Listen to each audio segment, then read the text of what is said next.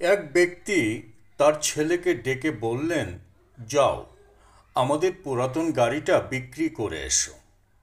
ছেলে ফিরে এসে বলল, বাবা, গাড়ির দাম বলছে 30,000 টাকা। বাবা বললেন, অন্য দোকানের কাছে যাও। ছেলে ফিরে এসে বলল, বাবা, উনি তো আরো কম বলছেন, 20,000। বাবা বললেন, অন্য কোনো দোকান দেখো না। ছেলে এবার গেল একটা অ্যান্টিকের দোকানে। দোকানি গাড়ি দেখে হতবাক। দ্বিতীয় বিশ্বযুদ্ধের সময়কার গাড়ি। তিনি গাড়ির দাম দিতে চাইলেন 30 লাখ টাকা।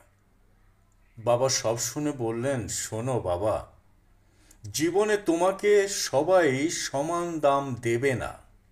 নিজের দাম বাড়াতে হলে তোমাকে সঠিক জায়গা খুঁজে বের করতে হবে।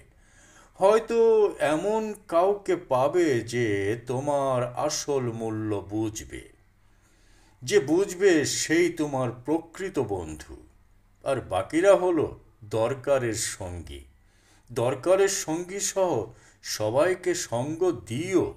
বিশ্বাস করো কেবল তাকে যে তোমার মূল্য বোঝে।